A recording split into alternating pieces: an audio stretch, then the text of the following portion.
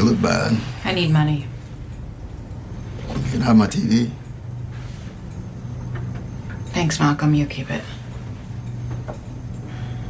I stole it. I figured.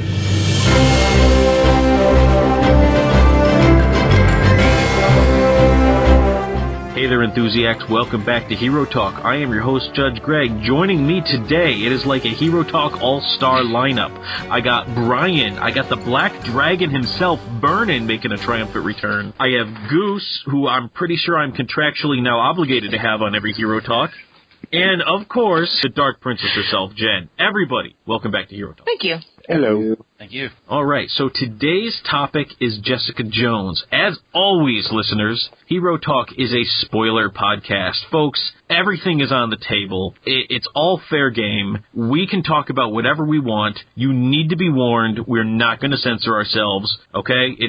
That's what we do. So you have until I'm done with this sentence to get off the podcast. I'm just going to start spoiling stuff, all right? Because Snape was a good guy the entire time. He was working with them. He's like a double agent. It was genius. All right. So Starting the podcast off right. Little shtick in there to get us going. All right, so we're talking Jessica Jones. Now, I have to say something at the beginning here. Leading into Jessica Jones, I said, and I'm pretty sure I've said some of this on mic, so I feel I need to say, I felt that, and I've said this before, I like my superhero shows gritty. I would prefer this show that she didn't use her powers. I didn't really want her to have powers, and I wanted to see a lot of Private Eye stuff. And then I watched the show, and I realized, I'm an idiot. I don't actually know what I want. It turns out I wanted not as gritty, a little bit more superpowers, and a little bit less Private Eye stuff. Mm-hmm. So basically, after watching Jessica Jones, I realized what I really wanted was Supergirl. I say this, I was watching Jessica Jones, and I had started the binge, because that's how it was going to have to happen. And as I'm doing this, I had at least 8 episodes of Supergirl on my DVR. I hadn't started it yet. I thought, I really need to get in the mindset if I'm going to start Supergirl. And all of a sudden, my Roku just freezes. And I'm sorry to the Roku executives that I know listen to Hero Talk on a regular basis. Yeah, it just froze. And I'm like, what am I going to do? I just switch over to my TV, and I go to the DVR. Because it just seemed like the next best thing. Now, yeah, I could probably go stand up and walk to the Roku and restart it. No. But I was already sitting down and quite comfortable, and I was not about to stand up and go do... I can't be restarting all kinds of Rokus, people. So after watching 2 episodes of Jessica Jones and thinking, this is really dark, then I turn on Supergirl, and Supergirl is basically all the stuff I just said. It's a little more fun. She uses her powers all the time. It's not quite as gritty. And I realized, I think this is the show I really want to watch. So, unfortunately, we're going to be drawing a lot of comparisons between Jessica Jones and Supergirl because I watched these shows kind of side by side, and the entire time I'm watching Jessica Jones, I'm really wishing I'm watching Supergirl because I really love Supergirl. I feel like I need to say that. I love Supergirl. This show is great. It's going to be a Hero Talk. And I'm sorry to the people who made Jessica Jones for this comparison. That's probably not fair. What is totally fair, though, is we're probably going to compare this to Daredevil. Oh, yes. And it was... hell yes. Yeah, all right, so we're all agreeing. It's going to draw the Daredevil comparison. There's no way to avoid that. And there are some things that I think Daredevil pulled off a little bit better. And the main one, I think, is pacing. I think Daredevil had a really good job of having, there was the talking, there was the gritty part, and then there was the superhero action part. And I feel like I didn't necessarily have that same pacing. Where Daredevil really only had the one down episode that everyone hates, which is the Foggy versus Nelson. Oh, I love that episode. And I felt... No, Jen. I do. I really did. I loved every I got to back single her episode. up. I like that episode, too. Yeah. Nobody likes that episode. At the end of it, I was like, what is the problem with this? In fairness, it's not, it's probably, I might say it's my least favorite episode, but I still liked it. It made me like Fox even more. Exactly. Loved him. No, where's even Tony? more I need after Tony that. on the podcast. No, is Tony around? We got to get Tony in here. I will say Foggy was a whiny little man-child in that episode, but it's my feelings and emotions. No, whatever. No. Great. He's like a deeper person than sarcastic jokes and stuff like that. And before I get any deeper into this, can we talk about Jessica Jones? I'm sorry. What are we talking about? Oh yeah, sorry. I am going to cut in here just long enough to say I do agree with Greg on this one. Thank you. That's why he's on Hero Talk every episode, everybody. All right, so Jessica Jones. Now that we've kind of gotten, so granted, we've set Jessica Jones. The problem is, this is a series. I love this series, and I need to get that out there because we are going to nitpick the crap out of it for the next hour or so. And I love the series. I really did. I enjoyed watching it. I enjoyed every second of it except for the Roku freeze and the parts where I wanted to see Supergirl. But I want to make sure that we get that out there because everyone's going to be like, oh, well, of course they hated Jessica Jones. Didn't hate Jessica Jones. Really liked Jessica Jones. It was set up for failure by conditions beyond its control, and one of which was following Daredevil, and the other was having come out around the same time as Supergirl. And I think it didn't put it in a good place. It gave 2 points of comparison of other things that were also very good. You know what? Enough about me talking about myself and my watching experience. What did you think, Brian? I really liked it. You know, I really did enjoy it, and to be honest, there were a lot of times where like I forgot I was watching something in the Marvel universe. Like it was so focused on the grittiness of it. It was so focused on the drama and the PI stuff. But I don't know. I felt like with the gore and the intensity, I felt like they were trying to see what they could get away with. I saw a little bit of that. I mean, Daredevil was pretty gory in itself, too. So this didn't really feel more like they were trying to push the limit as much as they were just following suit. But I still felt like there was never a case where like we're seeing somebody shove a hand down a garbage disposal. We're not seeing the corner of a glass table sticking into someone's head. Yeah, you have to get kind of gory there towards the end. Yeah.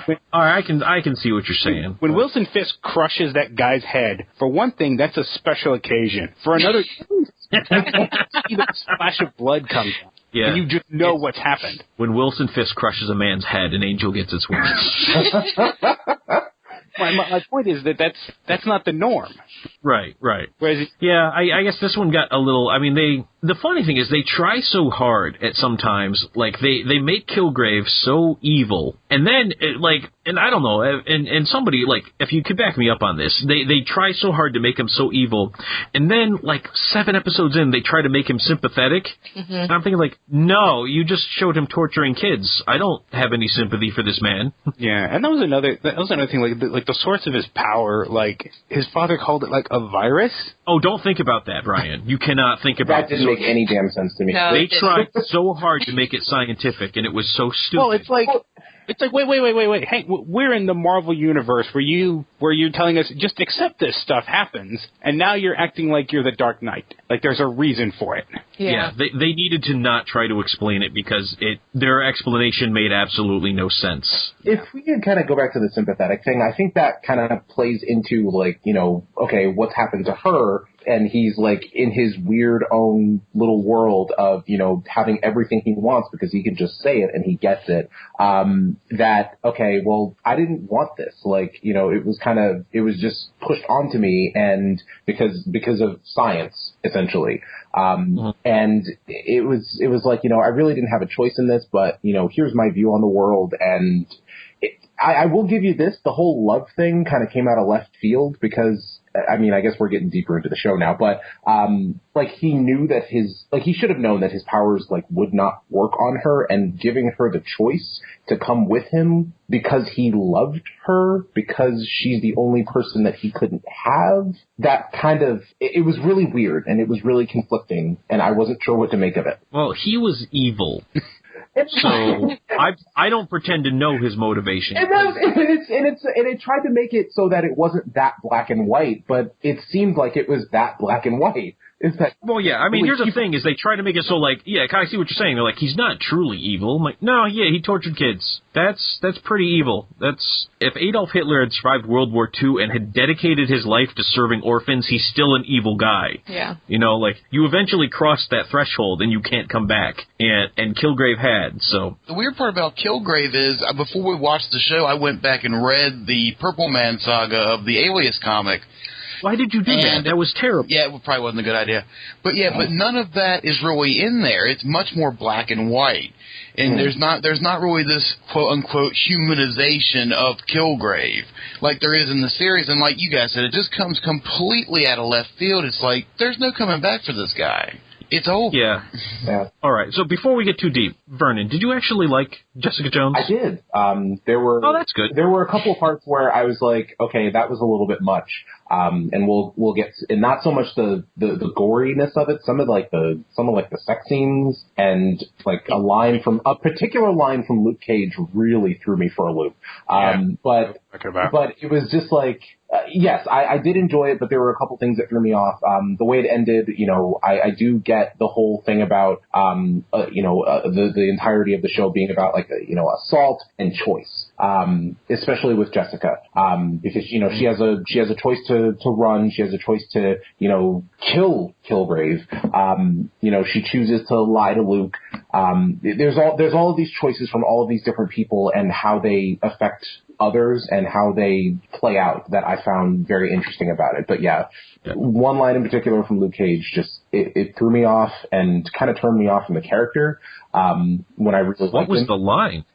It was when Jessica finally confessed about killing his wife, and he's really pissed off. And in the moment, like I was really feeling where he was coming from and everything like that. And then he just goes, "I was inside of you." Oh, yeah. You know what? It was so gross. It was.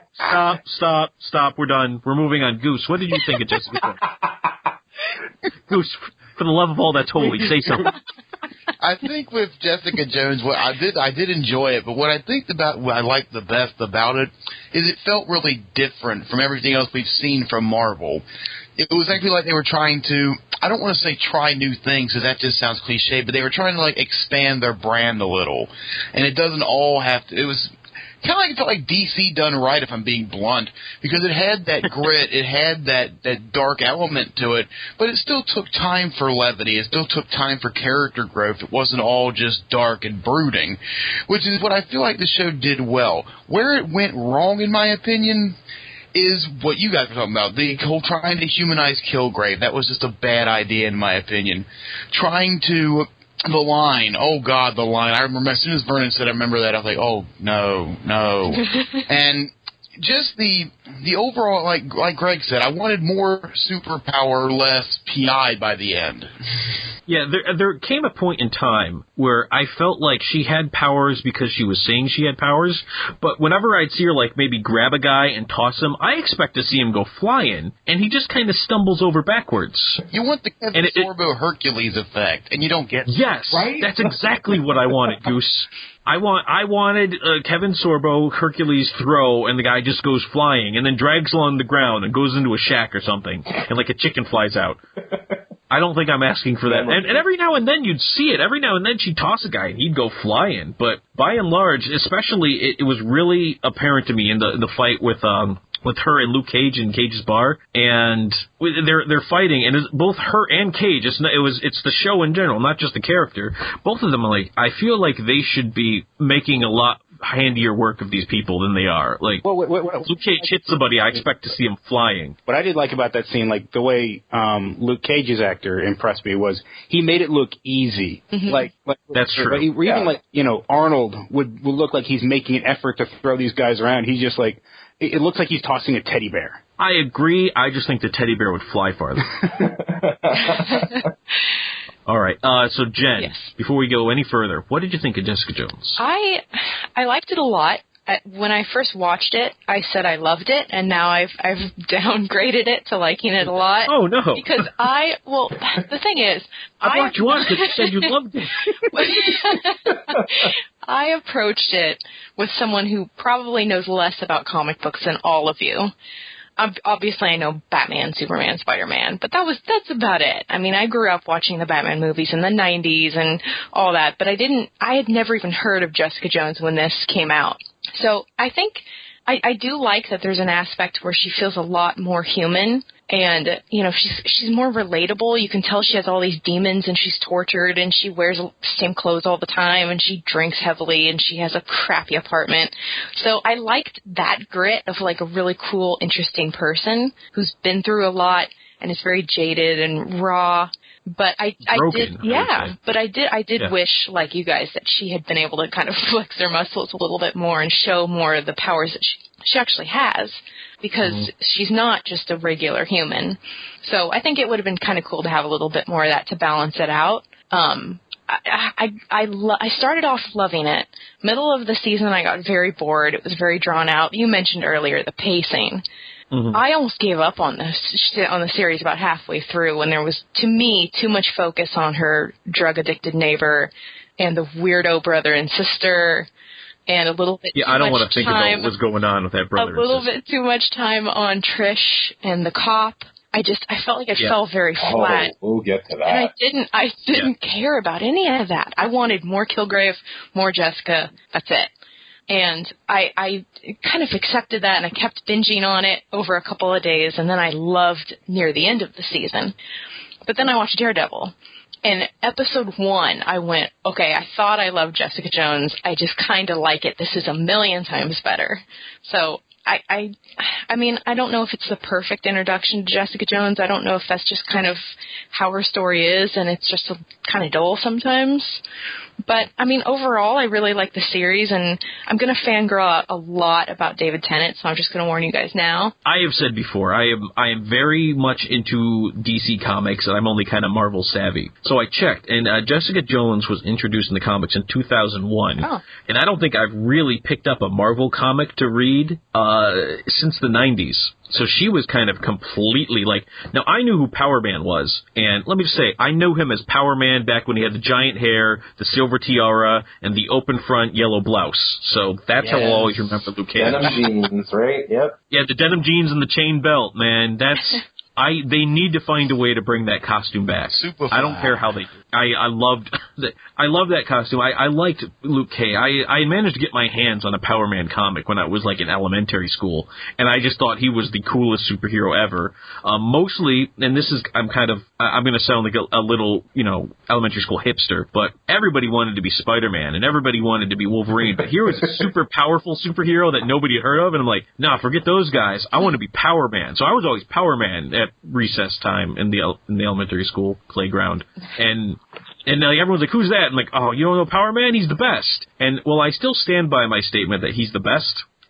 It's just not the same without the costume. I fell in love with that costume. Anyway, so I didn't know much about Jessica Jones. Everything I know about comic book Jessica Jones, I learned 2 hours ago from Wikipedia. I'll admit, I didn't know much about Jessica Jones before I watched the show and before I went to Wikipedia. The most I knew was that she was married to Luke Cage, who was Power Man. Yeah, Power Man. Anyway, I didn't even know they were married until I went to Wikipedia. And the thing that really confused me, so I was reading her powers on Wikipedia, and it said flight. I'm like, flight, really? And then I look at the show, and the show says flight. Did she fly in the show? Am I missing something? That's what I wanted to ask, because she just jumps a lot, and it didn't seem like she could fly. Yeah. Luke Cage actually asks her at one point blank, can you fly? And she goes, no, it's just jumping. That's what I thought. All right. Well, I think it's. I think it could also be. I think it could also be a play on the description of Superman's flight, in that he just jumps really high and can control it really well. Yeah, but Superman actually flies. I saw Man of Steel. He was all flying around, punching Zod. It's like she wasn't doing that. Fine. All right. Anyway, all right. So let's talk about the cast. And hey, this is a momentous occasion for Hero Talk, because finally I can say that the female part was not underwritten. Oh yeah. This is the first time I've ever been able to say that. I look over the cast like, they really did a good job with this. All right, so Kristen Ritter as Jessica Jones. I knew Kristen Ritter best as the heroin addict from Breaking Bad. She's been in a bunch of stuff. She was, I believe she was the bee in Don't Trust the Bee in Apartment 2-3. Such a stupid show. I think even she wants to forget she did that. I think she does. I think they did a good job making Kristen Ritter look like just a broken person. because Kristen Ritter, and like in a lot of her other parts, she doesn't look like a broken person. She's played the gamut of roles, but this was something new, and I think it worked out really well. I didn't know if I was going to like her, because in the back of my head, I'm thinking she's Jane from Breaking Bad. I don't know if I can see her as anything else. And then I saw the first couple of episodes, I'm like, no, I'm on board with this. Yeah, she can be Jessica Jones to me. Given that I have no concept of Jessica Jones from the comics, you almost could have cast anybody, but no, she was perfectly fine. Yeah, she was. She didn't have choice. purple hair like the comic book character did, but Purple hair. is that a thing? Well, here's the thing. In Alias, she didn't. That was like an old self. Really? Okay. Well, that's better then. Anyway, I liked her as Jessica Jones. She did a great job. The acting was great. She definitely got ripped a little bit to play Jessica Jones. I think they said she put on like 10 pounds of muscle. Wow. And I'll believe it. So there's nothing bad to say about her. I think she was just fine in this role, and I liked her quite a bit. Very likable. Well, not likable. I thought so. I said I liked her in this role. Jessica Jones herself was kind of a jerk. But I liked that. Is that weird? I found her very likable, and I think that if they had picked the wrong actress to play her, it wouldn't have been... I don't know, I thought she was cool. I want to hang out with her and drink with her. I do not want to hang out with her. I do. She drinks, like, bottom-shelf whiskey. I don't want to hang out with her. Well, here's the thing. My standards are not that high. Taste and whiskey aside, I got the impression she was pushing people away on purpose. Like, when it came right to it, she could not just let someone go. Like, you know, the drug addict. Like, especially, like even after, like, he started to factor into everything, it was, you know, she still tried to help him. Right. Well, I mean, she was very much... She had PTSD, straight up. They didn't even try to hide that. But part of how she was dealing with her PTSD is it came through, like, as long as she gets Kilgrave, and almost... I mean, her character was just built around trying to help Hope, whose name was a little bit too ham-fisted. Like, yeah, I get it. Yeah, she needs to have Hope. But... as long as she was trying to help Hope, that was like what was driving her, and it's like almost was a penance for what she did when Kilgrave had control of her. Yeah. So I got that. It just seemed like just in general, like she was just very, very angry at everybody, like at Pam and Jerry and all the other people. All right, but I feel we need to move on from Jessica Jones because we'll be talking about Kristen Ritter all night because she did a great job.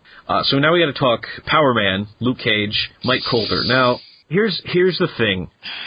Nobody who played Power Man was going to be good enough for me, because I know that there's an actor out there who really wanted to play Power Man, and that is Isaiah Mustafa. And a lot of people know him from the Old Spice commercials. He's the guy who was on a horse. Oh. I didn't realize. He loves Power Man, and he desperately wanted to play Luke Cage if they ever did a Luke Cage movie or TV show or something. And knowing that, I see this guy, and I just think, you, sir, are a good actor, and I appreciate your work, but you are not Isaiah Mustafa. Kind of like how anyone besides Ryan Reynolds could play Deadpool. Right. It just, I see him, and he did a great job, and he's been in like a ton of stuff that I haven't seen, and then some stuff I have seen but don't remember him from. He was in 3 different Law and Orders. So, I believe he did the voice of Agent Locke in Halo 5. Yeah.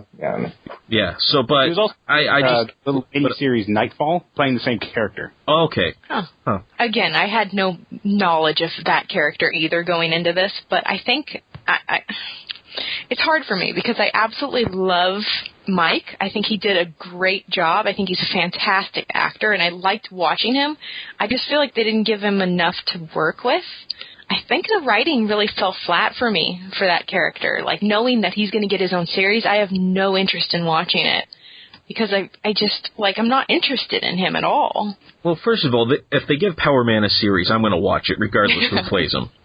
I get what you're saying. I kind of felt that having him in here, now I get he's integral to the Jessica Jones stories from the comic books, but it felt a little unfair that he's getting, I thought he had maybe too much time, because I thought to myself, like, you're getting your own series, Luke. Like, maybe, yeah. How about you let Jessica do her thing, and then I'll worry about you. Let me just, one at a time. Jessica didn't encroach on Daredevil, and just be polite is all I'm saying. Well, I think the difference here is Luke Cage is part of Jessica's world.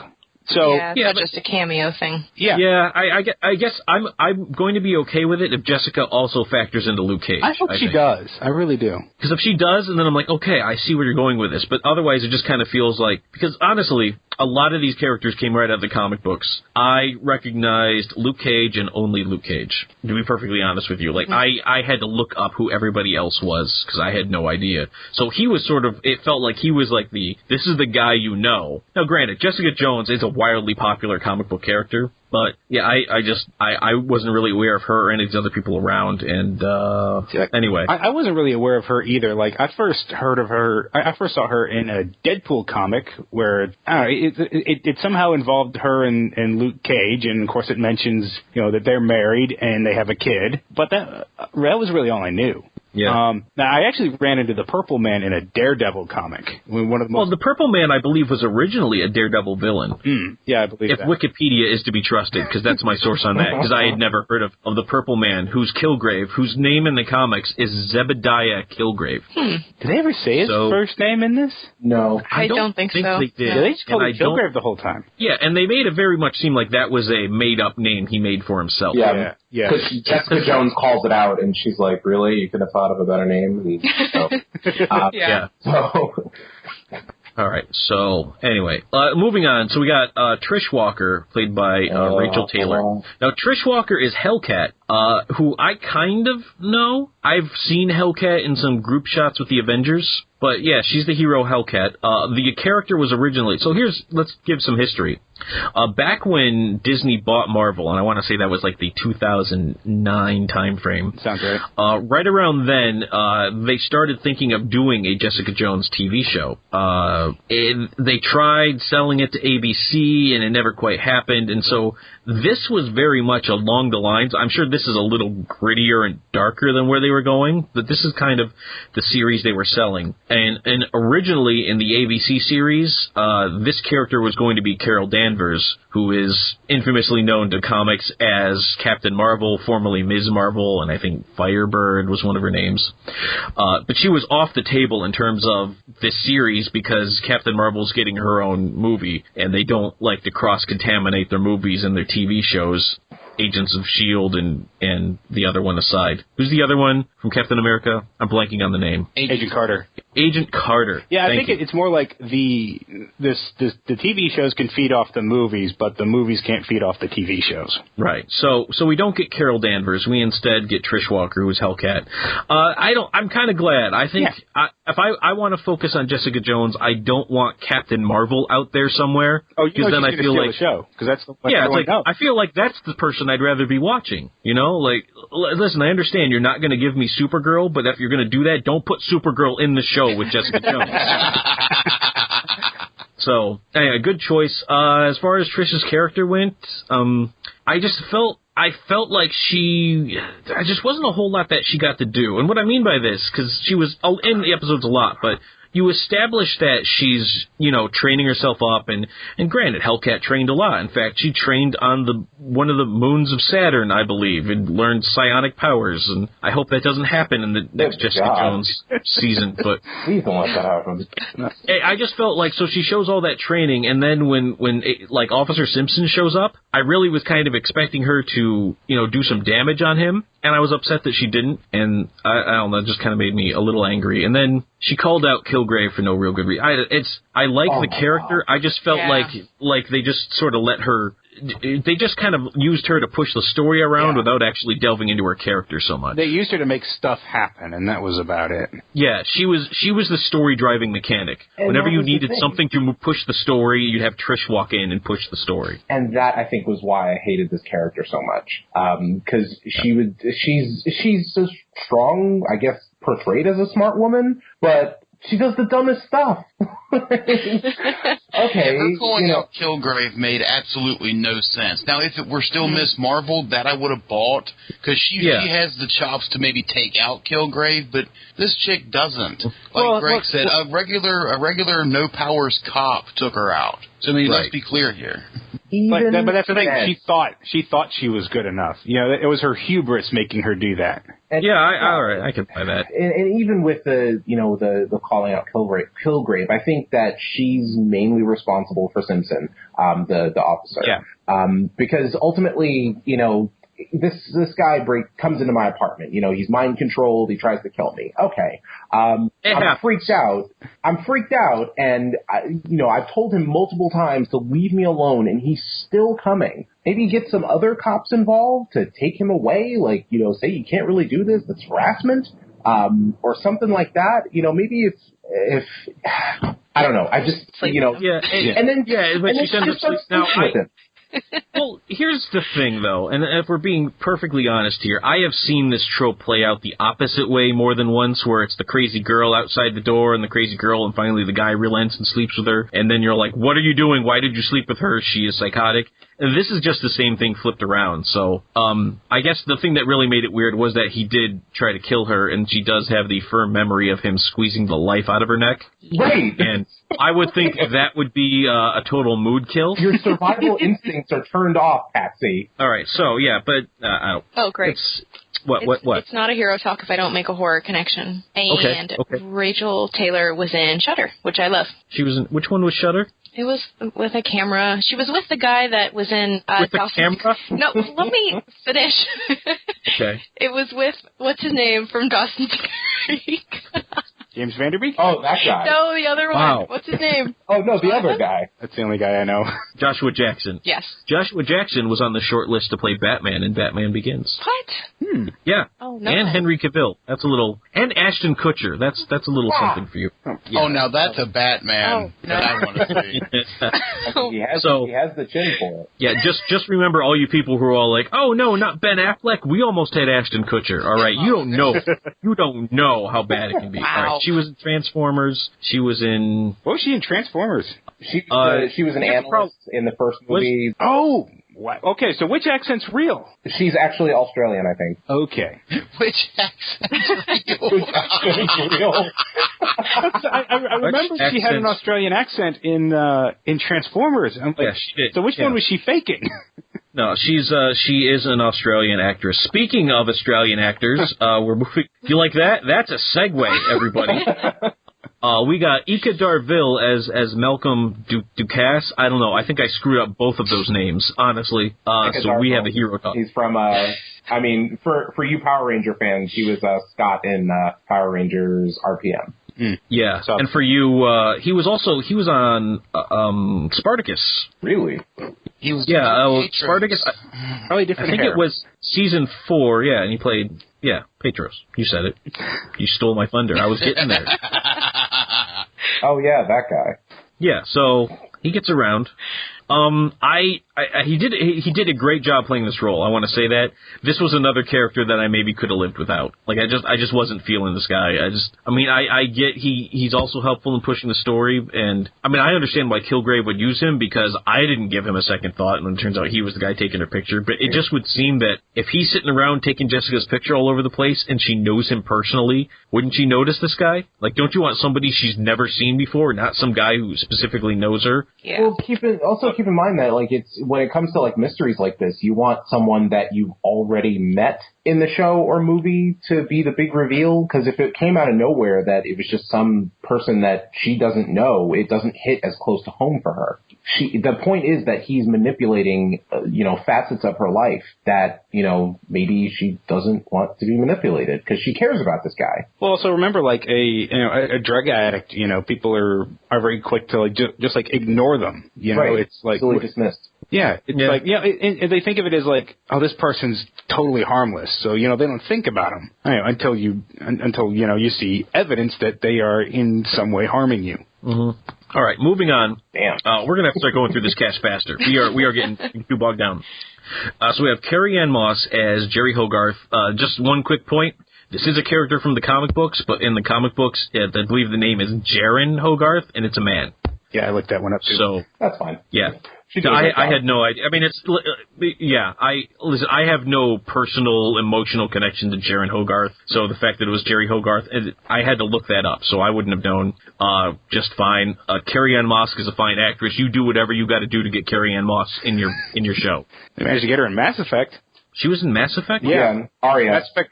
What? Which one was Arya? The Asari who ran Omega. Oh. I am on fire tonight. Wow, yeah. Nicely done. Man, it has been a while. I truly blanked on that. Yeah. So Carrie-Anne Moss did fine as Jerry Hogarth. She played this character as a slimy, sleazy lawyer who was willing. I believe that she was willing to make a deal with Kilgrave in order to get her ex-wife to sign the divorce papers. I believed she was that underhanded and sneaky, and that's hard to do because that's something that's not an entirely believable thing on the surface, so congratulations, Carrie-Anne Moss. I know you were waiting for Hero Talk to say you were a good actress. You are. Stamp of approval. Stamp of approval. You can go ahead and put that on your resume and invite me to any award shows you get invited to or anything. Yeah. All right. We're not going to say what else she's been in because you know what else she's been in. She's been in everything. Just deal with it. Moving on, I guess we got to finally get to this guy. So Kilgrave, played by David Tennant. Yeah. David Tennant's famous from some other TV show, I guess. Little known, yeah. It's some niche show. I think it's big in Britain. It's been on for a couple seasons. Not well liked. Yeah, it's been around a couple of years. I think he's like the third guy to play the role. I mean, and obviously he was not well liked because he's not on the show anymore. Yeah, Exactly. I he mean, had to be replaced. Like, really, I how think good they is dumped he? him after a season. They were like, "Oh, we got to get rid of this guy." You are such a troll. Oh, the mail I'm gonna get. All right, so Kilgrave. Now, in terms of playing a character that I'm supposed to hate, mission accomplished.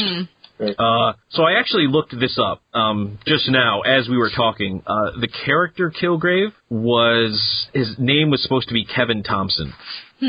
So yeah, better than Zebediah Kilgrave, I gotta say. From the cornfields of Iowa comes our business. Exactly. Wait. You're saying in the comics that was his real name? No, I'm saying in the show, his real name was supposed to be Kevin Thompson. Well, yeah, apparently, and that's why he came up with Kilgrave. Yeah, which I like Kilgrave better as the nickname rather than Purple Man, and I'm glad he didn't end up purple. Let me just put that out there right now. I'm really glad he didn't end up being that would purple. have been really hard to take it all seriously. I mean, they threw a lot of purple in there, like they put him in purple suits, lots of purple. He wore a lot of purple, yeah. His veins did turn purple when, like, he used his power to the fullest of its extent. Oh, when, I remember that. Like, trying to control Jessica, and, like, you can see the veins in his neck turning purple. I thought that was a neat effect. Cool. I thought that was like, there was that time where he yells out "stop" on the dock, and his face, like all his veins just go dark. Yeah. Although, let me tell you, I could go the rest of my life without hearing David Tennant say the phrase Jessica. Jessica. Come back here, Jessica. Just stop. It was so creepy. It was so good. Very chilling. It was, and I don't know. It was very grating. I did not like the character. Now they say that they were like, oh, we wanted to make him like Wilson Fisk, Vinny D'Onofrio playing Wilson. I can say Vinny because we're good buddies. Vincent D'Onofrio playing Wilson Fisk in Daredevil, and that like we wanted to make him like a more rounded character, and you wanted to make you feel for him. But as we've said before, the problem there is that Wilson Fisk was essentially an abused, higher-functioning autistic who built something out of his life, and Kilgrave tortured kids. Yep. And now, granted, you could maybe draw some, like, strings to be like, well, Wilson Fisk worked with the Russians, so... Well, here's the thing. Wilson Fisk, like, as twisted as they were, still thought he had good intentions. Kilgrave did very, very bad things to a lot of people and just thought he deserved to. Yeah, and even when she made him do the right thing and save that family, it was like a kid dragging his feet going to the dentist or something. Yeah. Yeah, like, he was a big child. He just he didn't want to do that. He wanted his own way. What's the point? And he was so used to getting it for the majority of his life because of these powers. Yeah, I mean, and how many times did we see him, like, put people's lives at risk just in case Jessica Jones didn't do what he wanted her to do? It was a little bit too much. Like, people who were staring out the window and couldn't close their eyes. Yeah, couldn't blink. Or when he said, like, if I'm not back out. in 2 hours, like, cut your faces off or something. Yeah. God. Yeah. I mean, now, and here's something, because this is how he's always kind of kept Jessica at bay. He basically says, like, if you do anything to me, all these people are going to kill themselves. And then in the very end, when she snaps his neck, I'm like, is she wondering about all those people? Are they going to kill themselves? Because if killing them breaks control, couldn't he have just done it? And then she could just do that, right? Like, it was a surprise. I think he thought it worked. Yeah, he wasn't ready for that. Yeah, right. And then so he didn't like program those people. They were already killing themselves, and he said stop. And like he thought that he had Jessica finally. And so like when she got close enough, and it was like, oh snap! I don't have time to say anything because the amount of time it takes for me to give an order, she's already snapped my neck. Well, she couldn't even have done that because she had an interesting choice of words. Yeah, because she also had like her hand like crushing his windpipe. There's no way he could have said anything if he wanted to. Yeah, it just felt to me. I mean, and maybe I don't know. Maybe I'm overthinking this, and maybe he knew that she wanted him alive for whatever reason. Maybe that's why he messed with Hope. I don't know. I think I'm putting. He did have one of my favorite lines in the entire series. When he looks at her and says, I once told someone to go screw themselves. How do you think that went? I have that line in my notes. I loved that. I mean, it was horrible, but, I mean, but here's the thing. That was in the string of lines where he's basically talking about how, like, I never know who's doing what I tell them to do and who not. I'm like, yeah, but you knew you were telling those kids to get in the closet. Right. And you knew you were telling that guy to go walk off a roof. Yeah, and you knew you told your mother to stab herself. Oh, yeah, he absolutely, like, like, that's just messed up, man. You don't mess with kids. No, that as soon as that happened, I'm like, I'm not going to be sympathetic of this character. Anything that happens to him, I'm okay with it. Yeah, but I don't understand where the series goes from here. Yeah. Well, I think what they end the series with a place where it's opened up, where like now people know about her, and so I think you kind of show her now all of a sudden like getting swarmed with all these people who want her to help them. And yeah, but I feel like it'll be a lot more flat without him. It was so riveting, that dynamic of the two of them. I think you're a little drawn to Kilgrave here. Yeah. Well, listen, it's a little scary. Listen, I told you guys that I'm a fangirl, but putting that aside, you got to admit that was a very compelling part and what drove the whole season. And a lot of her is in reaction to him and everything that he's done to her. So now, is it just like wake up in the morning and have some whiskey, go like find a cheating husband, and then go home and drink some whiskey and they left that dangling and be done with it? Like where was that thing called? IGH, that dangling IGH storyline in terms of like who was this company, the company that was making Nuke. By the way, I had to look this up too. I'm not that into it. So Officer Simpson, Will Simpson, he's in the comic books as Nuke. Oh, I didn't know that. And he's like, I had to look it up. He's got like some super cybernetic implants. In the comics, he's got a big old American flag tattooed on his face. Oh, yeah, I did look him up. Yeah. Yeah, and I don't know if he takes, like, they show him, the picture on Wikipedia shows him taking a big old pill, so in kind future he could end up being a big... So I think him and that whole IGH could end up being a big thing. I believe he's coming back, and I hope if we see him again, I hope he has the American flag tattooed on his face. Why not? That's what I say. I think that would definitely be a big focus of season 2. Because I think it's probably safe to say that it's the same. I mean, we already know it's the same stuff that gave Jessica her powers. It's probably safe to say it's the same group that experimented on Luke Cage. And I'm just going to go ahead and say it. I think this company's chemicals is what blinded Matt Murdock. Oh. Huh. Oh. So he just mic dropped. Yeah, that was pretty interesting.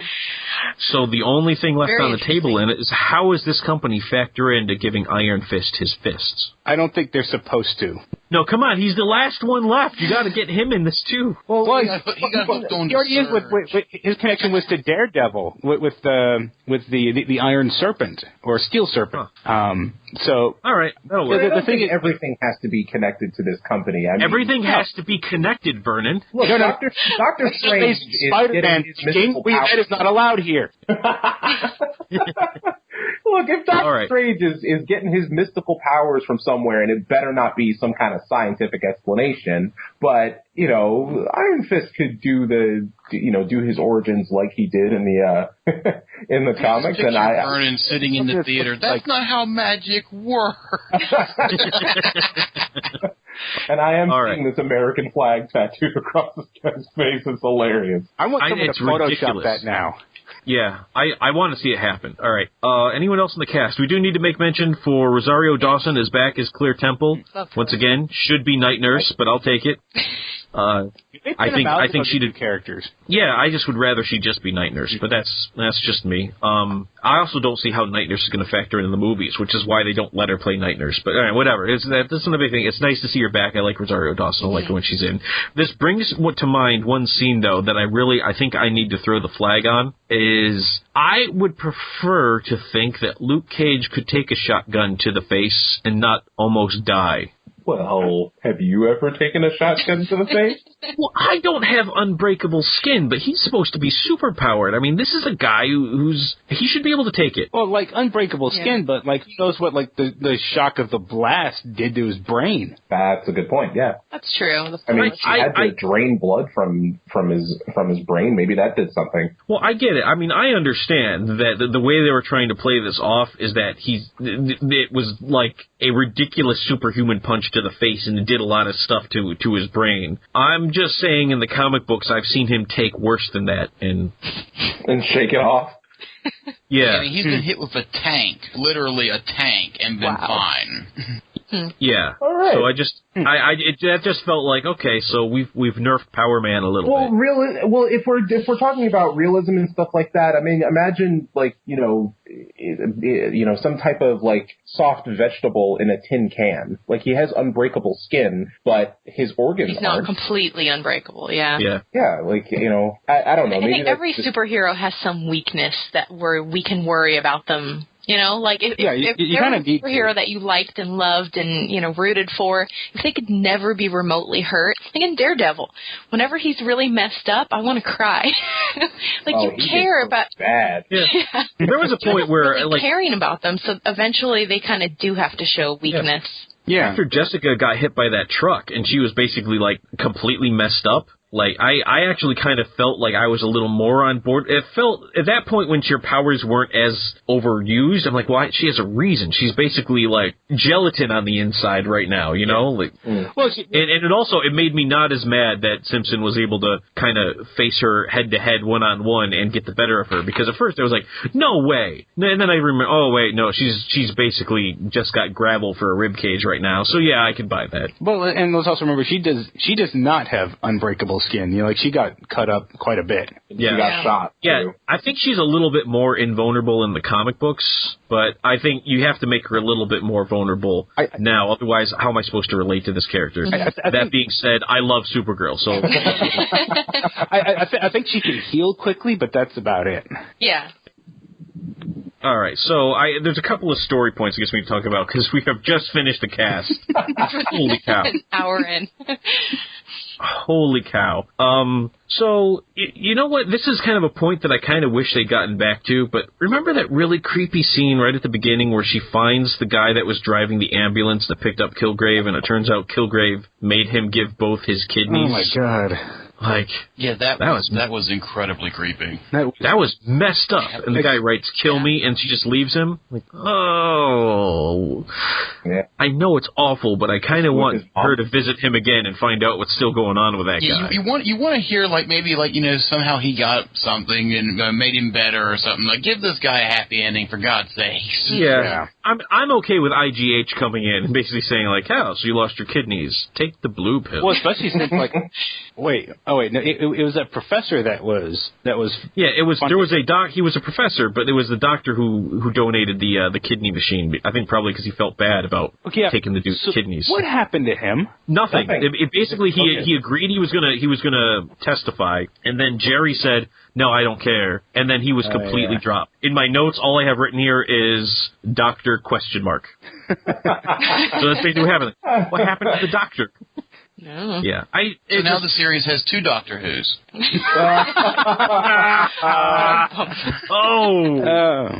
Zing. Okay. Bravo. Another thing, this kept popping up in the story all the time, and now I get the Hope Schlotman thing. Now that was pretty messed up, like when Hope shot her parents at the end of the pilot episode, and she gives her that smile. Yeah, that was messed up. I'm like, I was like, wow, we've taken it to a new level of dark, haven't we? And I think that was the hook right there to keep you watching, right? Oh yeah, got me. I mean that had to be the hook to keep you watching, which I think even is a little better than Daredevil. Daredevil didn't really stick that hook until the end of episode 2. But anyway, that's neither here nor there.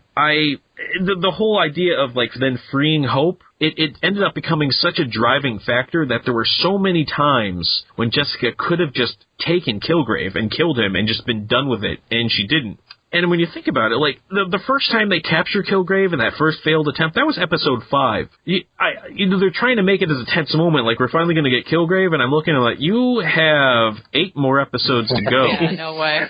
This isn't going to work out for you. Yeah. You guys should have looked at the queue in your episodes and read the synopsis first before you tried this, because that's not going to work. It's so true.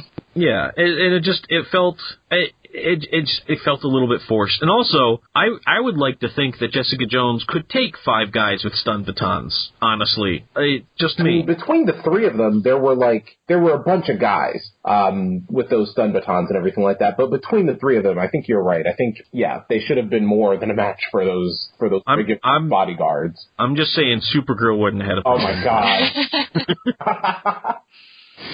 Supergirl would have had no issues, and that's what I'm just saying. In fact, Kilgrave's powers probably wouldn't have worked on Supergirl. And if you watch Supergirl, you'd know why I said that. I need to watch will that now. get around to watching it. I haven't gotten to that. Why aren't you guys watching Supergirl? know. The Flash is going to be on Supergirl. You know that, right? Yes, I saw it. I have so much to catch up on. First priority was getting through this. Yeah, because this was just hard to watch. There were parts that were hard to watch. Yeah. The neighbors, we mentioned them, and I'm not going to say who played them because I already closed that page. But any scene involving the sister was just grating. Yes. And I get the character was supposed to be grating, but it was grating to the point where I almost wanted to stop watching because I just couldn't handle her. She's just an unbearable person. Oh, God, yeah. With a really weird relationship with her brother that I think I could have lived without. Were we supposed to end up caring about them? I'm a little confused on that, because it would be one thing if she was a neighbor in an episode or 2, but she infiltrated like a disease, and she was there more and more. She would show up to these meetings about Kilgrave, and she would be called in weird things like trendy guy. Just wanted to slap her. Yeah. She was annoying, and she instigated that whole let's go get Jessica Jones thing. Yeah. And then she's like, oh, he's got a captive. And I'm like, oh, no. Uh-huh. Oh, no. God. You're looking like, oh, this was almost wrapped up, you idiot. I'm so glad it's not just me. This show could have been a little bit shorter without them. They felt like filler, honestly. I felt like the brother was weird but endearing. The sister never got that way. Like, I never liked her. I would say the very end of the series, she maybe got a little bit more human. Yeah, I don't know. I still don't think she deserved that little, like, touching moment at the end with Malcolm.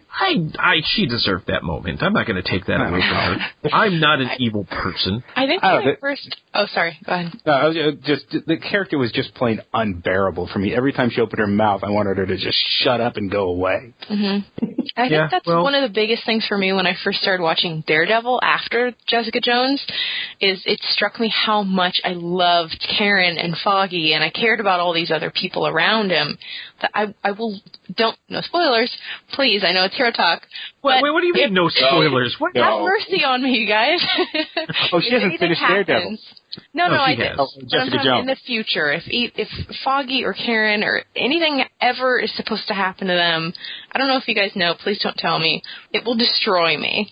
When I was watching Jessica Jones, I was thinking back, like, okay, I care so much about these people around him, but then thinking back to Jessica Jones, I don't care about anyone else. Like, even Trish, like, okay, she's kind of cool, but if she died, I really wouldn't care.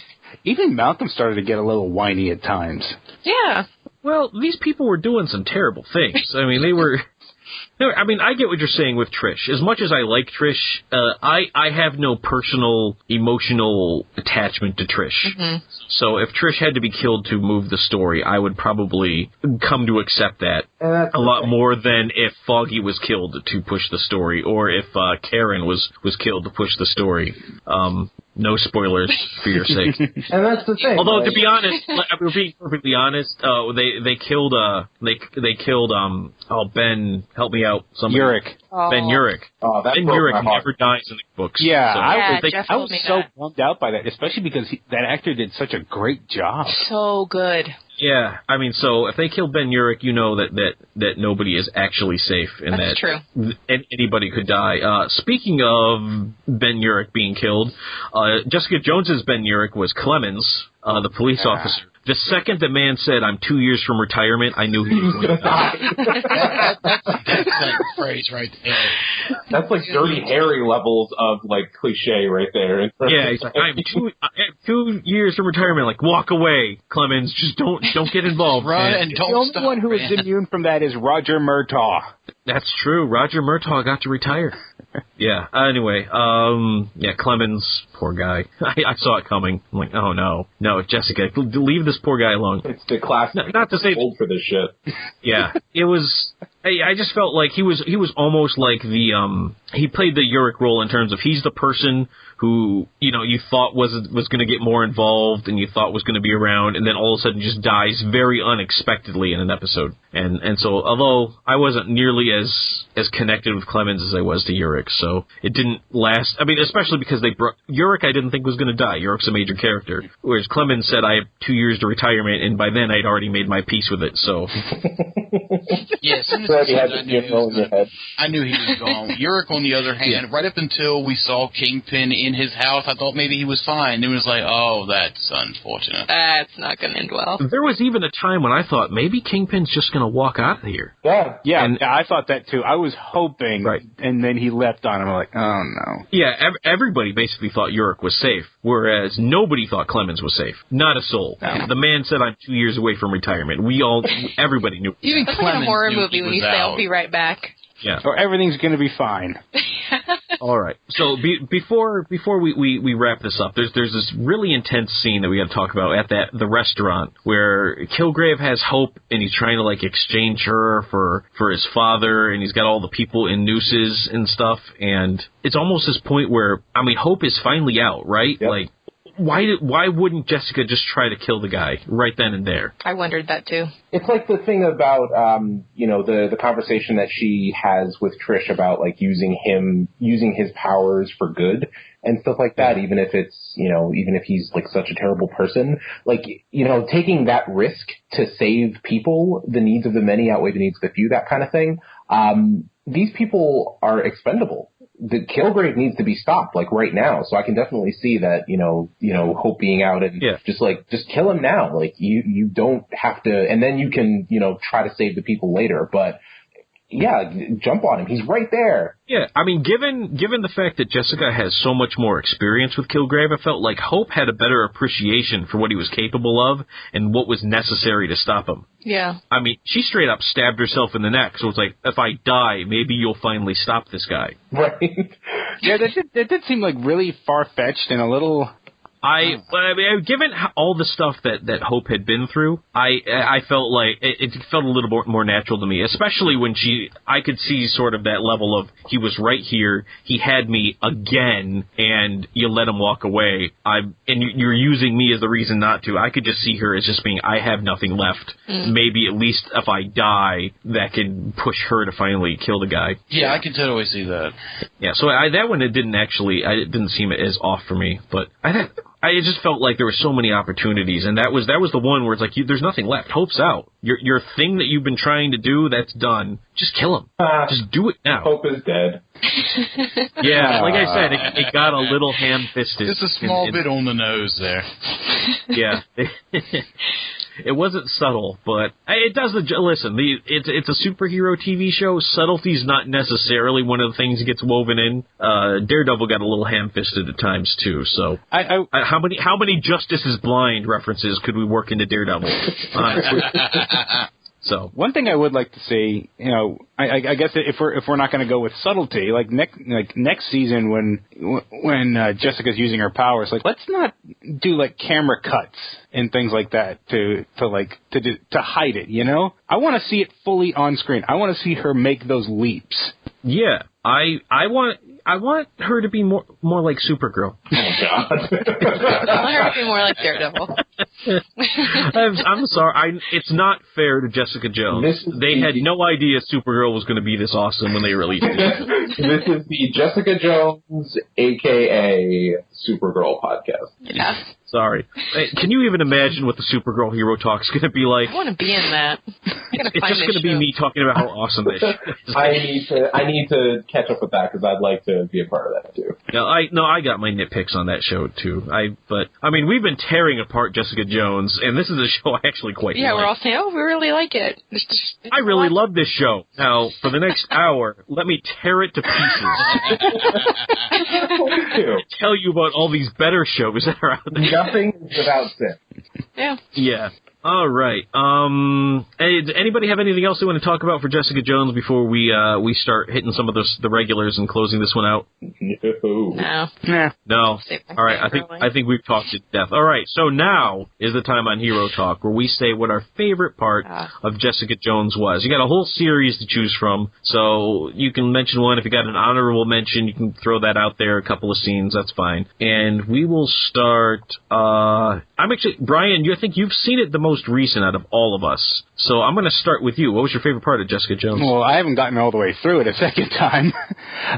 All right. But I think my favorite part was that little scene where, like, after Jessica and Luke have revealed to themselves what their powers, and they're just sitting there talking. Like, it was one of the few parts in the show where Jessica gave a really genuine smile. She was really happy. I don't know. It was kind of nice to see that. Mm-hmm. Now that you mention it, she was generally pretty unhappy the entire series. Yeah. I imagine a traumatic experience in PTSD will do that to you. So I guess. And she's probably not supposed to be happy. Let's not forget all the guilt. Yeah, and the guilt about everything. But she felt so comfortable with him that she was like genuinely smiling through that scene. Yeah. Now imagine how much better that scene would have been if Isaiah Mustafa was. Oh my God, he's so charming. Sorry. I was just thinking about Isaiah Mustafa playing. Gibson said he wanted to do it once. Oh, hell no. Gibson. No. Oh, no. If it's not to be Isaiah Mustafa, then at least make it the other Old Spice guy and have it be Terry Crews. I don't know. Terry Crews I can't take seriously, especially after Right, I'd expect him to just be shouting about Old Spice body spray or something. I love Terry Crews. I'm sorry. I don't know how this guy isn't a bigger star because he's great. And have you watched Brooklyn Nine-Nine? I have watched Brooklyn Nine-Nine. Oh, my God. He's hilarious on that show. He is. If you want to look something up, the funniest thing that ever existed on the Internet, I found it. And Terry Crews did a lip-sync battle doing Vanessa Carlton's 1,000 Miles. Yes. It's the greatest thing that has ever existed in the history of man. If we want to beam something to the aliens someday, this has to be it. This is what we got. This is what we send them. Be like, no, check out what we did. We win. We win the universe, everybody. All right, Vernon, since you're actually right next to Brian on my Skype window, I'll go with you. What was your favorite part? I believe it's when Jessica is staying in her old house with Kilgrave. And I guess the neighbor lady comes over and they start, I can't remember what she says, but Kilgrave just smacks her down and she's like, that was a really shitty thing to say. How would you feel if someone said that to you? Yeah, she was all like, oh, I feel so bad. I had such a bad feeling about that day. I should have warned you. And that really haunts me. And he's like, did you really have a bad feeling about that day? She's like, right. No, I just wanted to feel important. I love that. Oh, yeah. That was the favorite part. That was very close to being one of my favorite parts. If nobody mentioned it, I was going to at least bring it up as a really, as much as I don't like Kilgrave, and again, don't like Kilgrave, but man, I know people like that who just are like, oh, I had such a feeling about that. Like, no, you didn't. Just stop. So it's kind of nice to have somebody who can say like, did you really? And have them say no. All right, but that's a good favorite scene. Jen, what was your favorite part? I'll be honest, it took me a lot of time to pick one, and I guess that maybe says a lot that nothing really stood out to me that much, but one thing that I really liked was in the beginning of the season, you didn't really see Kilgrave. You would see certain body parts. You would see his feet or whatever. There were little shots, but you didn't, see him full-on talking. And I thought... Did you see his feet? Well, you know what I mean. Like certain camera angles where it wasn't full-on him just acting on camera. they were kind of vague, or you would just hear his voice off camera. Yeah, And it took forever to show us his face. Is that what you're talking about? Yeah, exactly. So I kind of liked that they did that because it drew it out, and then once I did see him, I felt a little bit more riveted that I could finally actually see him acting. But I think as far as just one specific scene really sticking out to me, I wouldn't say I enjoyed watching it, but that scene in the police station, it was so intense where all these cops just have guns to each other. It's so quiet. It's so intense. I was just on the edge of my seat, literally, like just, oh my God, what's about to happen? It was just so intense. So I was on the impression that was just a funny practical joke. Was that not? Just kidding. No, yeah, I really liked that scene just because of how intense it was and how chilling the whole, the whole thing was. The scene also featured Royce Johnson reprising his role as Brett Mahoney from Daredevil. I was about to say, did anyone else notice that? Well, yeah, I did. No, I watched it first. So. I missed it. Yeah, I did. When I saw Mahoney, I'm like, that's him. That's Brett Mahoney. Yeah. His mom likes cigars. All right, Goose, what was your favorite part? Honestly, if I had to pick a favorite part, and the show had a lot of moments that were really good, but honestly, the one that stuck out to me the most was the scene where Jessica was talking with the guy who had lost both his kidneys. Not because it was it's fun to watch, but that was the first time I was legitimately creeped out by the character Kilgrave. Otherwise, or Kilgrave, what the hell was I saying? Anyway, up until then, in between Kilgrave and Bane. Yeah, up until then, he had done some things that were messed up till then. But this was the part where Roy was like, okay, yeah, there is literally no way to redeem this character. Well, especially and like then, he could have taken. They tried later, but that's a whole other issue. Yeah. Yeah, right. He could have just taken one kidney and been okay. Yeah. But he wanted both kidneys. He wanted to be whole. Yeah. I would really like to talk to a doctor to see if that works that way, that you can just take kidneys even if you're not like a suitable donor and not take any medication for it and you're just okay for a couple of years. Oh, they said that he was dying, like those kidneys would not last. They straight up said they wouldn't last, but I'm like, but how long can you go without like that, and the doctor even said, like, he's going to have to do it to someone else. Like, maybe he didn't know. Like, he was probably thinking, I'll figure that out when it comes around. Yeah, it just occurs to me that, like, I don't actually think if you reject the transplant, then you just straight up reject it. It's not like I don't think you have a couple of years. I think you have a couple of days. Shouted stop at them. He told the kidneys that they would function, and I don't know if medically that was accurate at all, and I have no idea. All right, so it's now time for my favorite part, and I had a hard time thinking of my favorite part too. One of my honorable mentions would be when Trish took the red pill and then had that big old fight with Nuke, Officer Simpson, because it's kind of nice to see Trish. It was nice to see the payoff from the fact that he had beaten her the last time, and now she beat him. Mm-hmm. And, then almost died, but everyone thinks she's just some kind of, like, weird reality star. What I will say, though, and this is kind of what disqualified the scene, is when Jessica, like, is supposed to have, like, pulled down the refrigerator on top of Simpson, I've watched this scene at least a dozen times, the pulling of the refrigerator. She pulls down the refrigerator, the counter stops it. I don't think it ever makes contact with Simpson. If you watch the scene, it stops before it reaches him, and I'm supposed to believe, like, I threw a refrigerator at him. Like, no, you just kind of ripped a refrigerator out of your wall and leaned it up against the counter, is really effectively what you did. It didn't, I don't think it actually made contact with him at all. Watch that again. And I tried. I looked, I'm like, well, maybe because he's kind of sitting up, so when she does it hits him in the head. No, he's on the ground, and she pulls it, and it hits the counter, and it doesn't touch him at all. Maybe the door opened and hit him really hard. Maybe. She was just trying to scare him with it. Yeah. You see what I did to that, and that was just an innocent refrigerator. I need to watch that part again. I'm telling you, I spent a long time on it. So then I have to go to what my actual favorite part was, and given that I hated Kilgrave so much, I was very satisfied when she finally just broke his neck.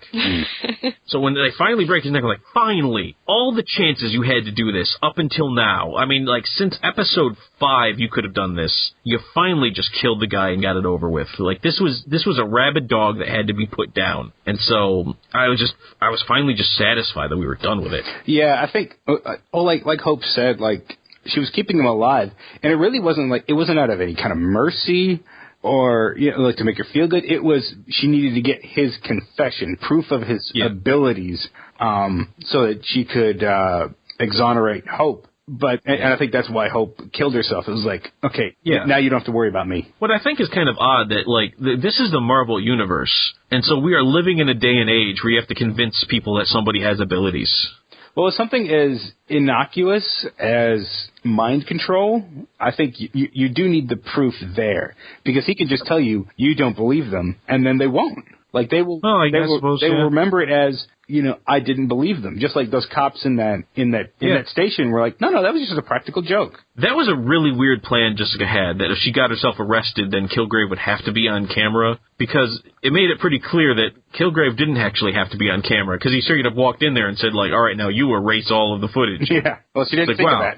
He really tore apart that little plan of yours. The whole idea of trying to keep him alive constantly to do that. And I know there's another scene I just wanted to briefly mention that I kind of liked. It was the scene, remember when the lady tried to, like, set up Jessica with a trap because she lost, I think, her parents in the Avengers? Anyway, when Jessica, like, flips out and just starts ripping stuff around and they're all scared and like, how do you like that? So that was fun. And I guess the dude who, like, yelled at her at the very beginning of the series and she tossed through the window. That one was straight out of the comics. Like, did that happen in the comics? It was pretty much exactly how her comic series started. Like, it wasn't like his wife cheating on him. It was more like he thought she was cheating on him, but turned out she was a mutant, and that actually pissed him off more. So he gets angry, and of course Jessica throws him through the window. Yep. Oh, anyway, it was a good intro to the series. Yeah. It is better than anything else, honestly. Given that I knew nothing about the character, it kind of got me on board with what was going on. Yeah, it did really good of, like, setting her up as, like, I'm not taking anything from anyone. Yeah. Can I just say really quickly, I don't think it works to tie it into the bigger universe. What do you? Just, to have it be like, I guess it's nice to have references to the big green guy and the incident, but I don't know. Sometimes I feel like it just doesn't fit. Like, if you're not going to say, aliens attack New York, I mean, that was actually the whole reason that, that Wilson Fisk was doing what he was doing, was because that Brooklyn was pretty much leveled by this attack. Not Brooklyn. Hell's Kitchen. I'm sorry, Hell's Kitchen. I'm sorry. Excuse me. So, in that, that was the point of what he was doing, was taking over by rebuilding everything in his, in the way that he felt things should be.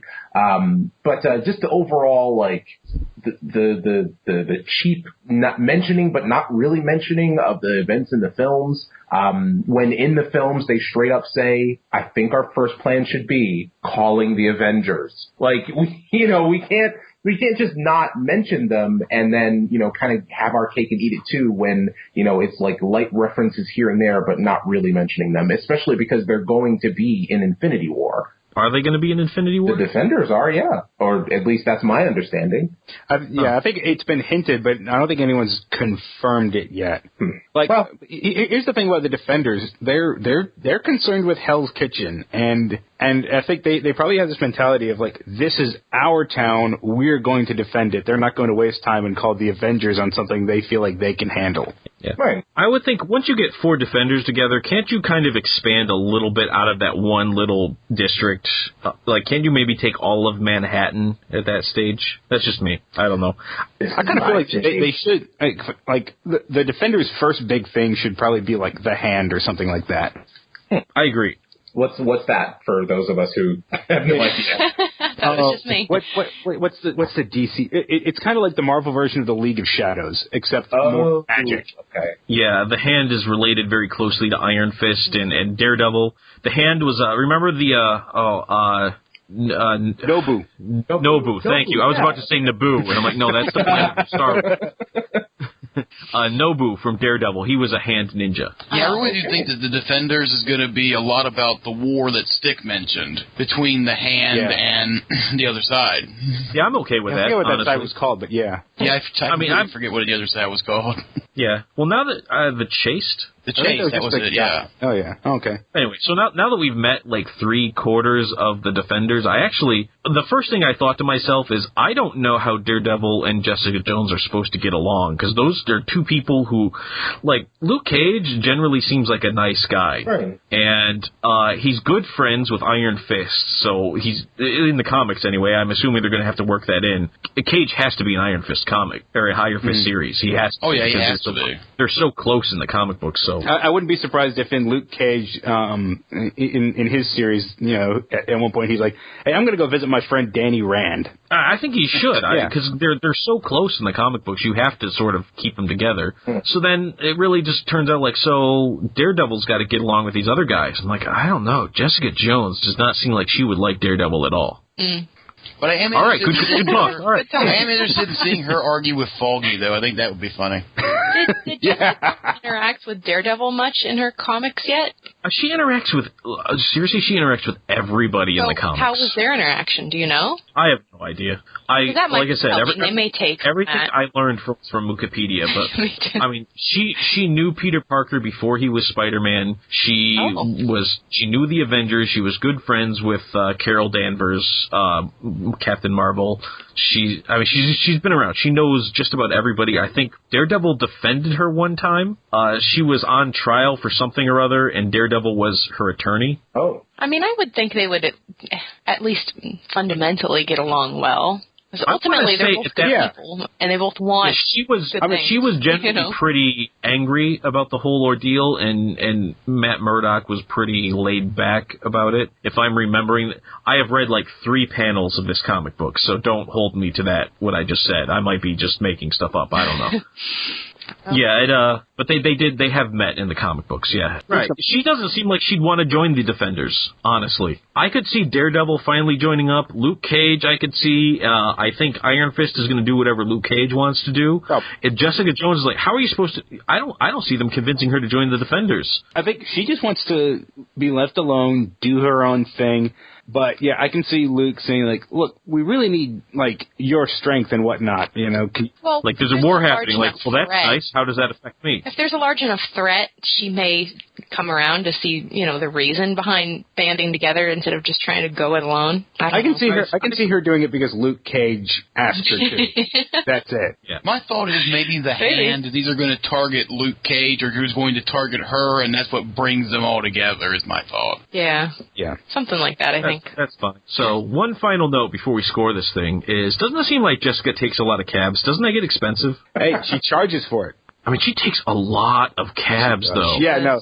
These movies and TV shows, they never really tell you, they never really make it, give you a good picture of how expensive these cabs really are. Because everyone thinks, oh, just take a cab. No. We're talking. No, I mean, she at one point took a cab to, like, every hospital in the city. Yeah. I mean, your cab fare, you're looking at the, quadruple digits here, people. And this is pretty much after she's not getting any money from Hogarth anymore. Right. I mean, she's off Hogarth's dime, and now, granted, she saves a lot of money by buying the cheap whiskey. So, I don't know. Maybe she's just frugal. She only owns that one outfit, so yeah, she's not a shoe girl either. No. So yeah. All right. See, in season 2, we'll find out she actually has like 30 of the same outfits. All right. Now is the time on Hero Talk where we give the show a score. And again, I am inclined to remind my listening audience that review scores are dumb and don't mean anything. That being said, I will start. Goose, we'll start with you. You're always good on your feet. What would you score Jessica Jones?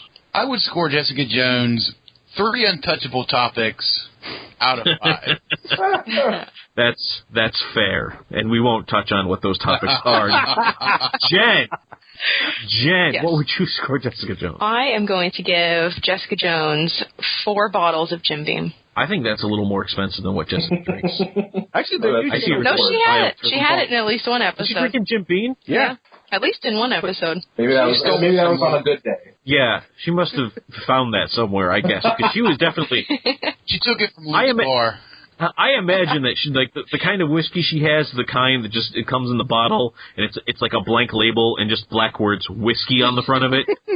No, what if it was just duct tape with 3 X's on it. Yeah. Yeah, she seems like she would have, because she's like the cheapest whiskey you got. I'm like, oh man, I hope that's the super strength talking, because wow, that will not be pleasant. All right. Vernon, what would you score it? I would score it 6.5 awkward lines out of 10. All right. Brian, how about you? I would give it a clear path to the touchline while I made all the other players stop in their tracks. That's a Wow. Wow, that was pretty strange, but I'll let you take it. Well, okay. So my reason behind that is Kilgrave is a big rugby fan. Yeah, I don't know what rugby. I mean, touchline is, when they're like Sinbin was like Sinbin is a rugby term. Like I will take your word for it. But touchline is the equivalent of a goal line in football. Gotcha. Okay. All right. The more you know. She's a Ready bit to go. She's a bit of a rough start, but I think we got there. All right. So we got there. I give Jessica Jones 3/4 of Supergirl.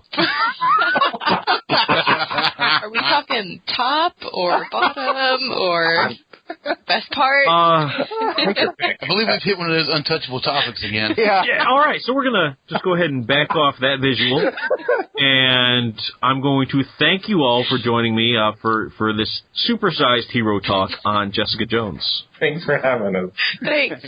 Thanks. All right. If you want to listen to any more of our podcasts, you should head over to Enthusiacs.com or look us up on iTunes for more videos, let's plays, not let's pays. Again, we're not charging you for any of this content. You're welcome, by the way. You can head over to Enthusiacs.com. We are on YouTube. Check out Enthusiacs. We are on Facebook and Twitter, both at Enthusiacs. Still not on Instagram. Holding the line. And as always, I will see you all right back here for the next Hero Talk.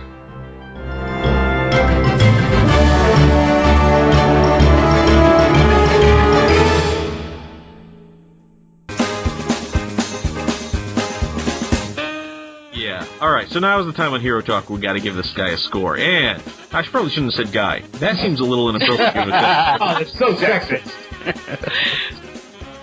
But listen, I don't know what does it for Trish, and I'm not here to judge that. So. No, I'm on my Xbox. I'm going to switch over to my computer and see if that fixes it. Yeah, holy cow. Go to your computer. What are you doing? You're killing me. And just like that, we lost our Microsoft money right there. It's gone. Maybe she has a choke fetish. Who knows? Oh, God. Okay, all right. We're not going there. Who took it too far? Goose. We're gonna make a timestamp on that one. We, in fact, are making a timestamp on that one, yeah. Now, she didn't... They really did a good job about making Jessica Jones... not because, I mean, she's... I don't know what I'm trying to say. I'm going to have to cut most of what I just stumbled over, but... That came across super quiet. Oh, I thought it was just me. Just say that same thing again, but louder. Oh, that Xbox comment. Microsoft is lashing out. Brian, I could barely hear you. You're super Did your quiet. headphones get yanked out, maybe? Well, my headphones didn't. I can hear you guys just fine. No, I mean, no, I can't hear him well either. I meant Brian, his mic or whatever. Check the mic. Yeah. And now say whatever it is you just said. I can't remember what you're talking about. Come on! Hey, I got distracted. It was about her, like, pushing people away. I caught a little bit of it. Pushing people away. I was saying I don't want to hang out with her. She drinks bottom shelf whiskey, and then it's like, oh, that's easy. And then you were saying about to say something, and she pushed people away. Go. That was my favorite part of the whole show so far. Dorkin. I asked that at the end. You don't No, I didn't say favorite scene. You're killing me, Jen. Why do you think I'd have to tell you all about Shudder? It was a big movie. It wasn't that long ago. Okay, all right. Google it. I'm looking. Hang on. That's going to make a captivating Hero Talk. Excuse me while I Google this, ladies and gentlemen.